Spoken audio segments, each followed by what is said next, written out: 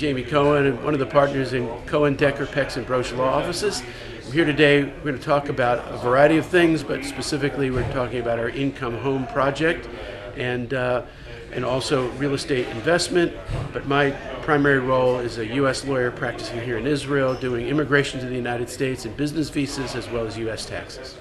This project, as some of you may have heard from the presentation yesterday, there's a tremendous need in Israel because of the high prices of houses and the extraordinarily high down payments that are required for new homes. So it basically blocks young families from entering into the market unless they have a lot of wealth or they have families that can chip in significant amounts of money.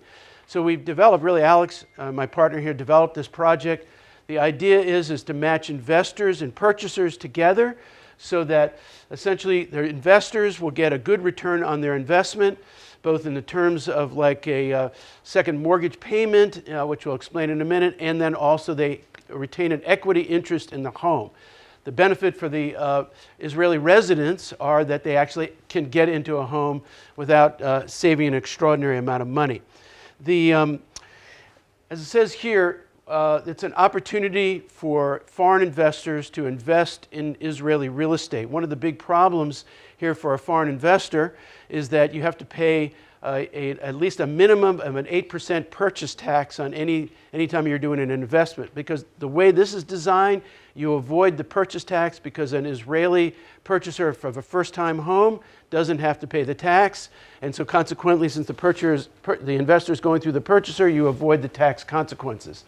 What we're essentially projecting is that a 15% rate of return on your investment over 5 years. It's going to depend on how the contracts are constructed between the investor and the purchaser.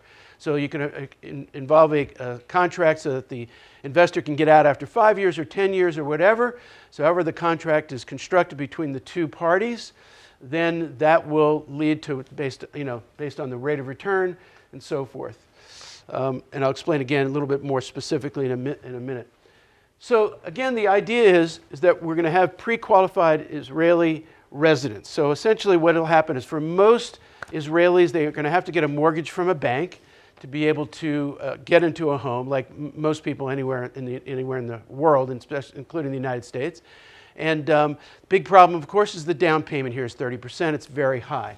So what we're doing is we have a couple of different options. One is initially is bringing in an investor, match them with a resident so that the individual investor and the resident are essentially partnering in this individually. So the individual investor is going to actually own a percentage of the home as a partner, as a home partner in a sense, and then be able to get a rate of return on that plus the equity upon the sale. The other option is as we get more investors, we'll create a pool of investment so that then they will be able to distribute their equity interest throughout a group of homes.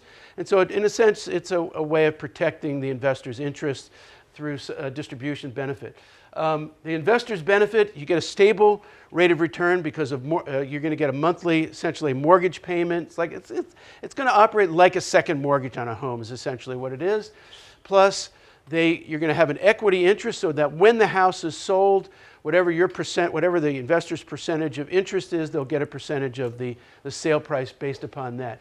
They also avoids expensive maintenance and management fees because the owner, the purchaser, is the one living in the home, so they're going to take care of the home, unlike a renter who's going to potentially trash the home, like our renters just did in our house in the United States. So that's great, but of course you avoid that here because the person's an owner, and so that avoids that. The management fees there really are none. The only thing that we're really a go-between, charge a fee to the investor to get in, and then we're going to manage the property throughout, all the way to the point of sale at the tail end. So we'll handle that. Because we're all lawyers, we can handle that situation. For the purchaser, they get into a home. That's the tremendous benefit.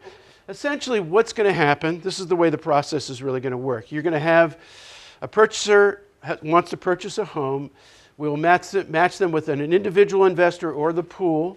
We'll have a contract between the investor and the purchaser for whatever term period this is, so 5 years, 10 years, whatever.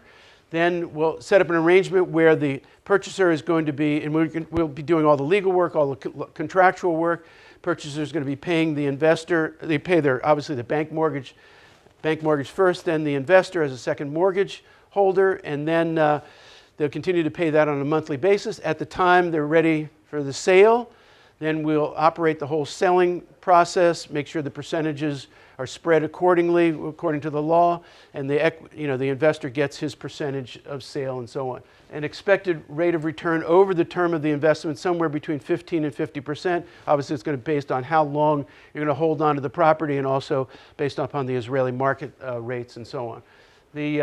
Again, the rate of return is generated from the monthly payments, the mortgage payments, plus the sale price, percentage sale price that you get at the end. And Israeli, as you heard probably yesterday for those who were here, Israeli inflation, housing inflation is very, very high, and so on. Again, we specialize in all these fields. In fact, I have brochures which are on our table in all the fields that we have, which are establishing businesses or nonprofits in Israel, immigration to the United States, which is what I do, and U.S. taxes, and purchasing real estate here in Israel, and immigration and visas to Israel, which you're also going to be hearing about as well.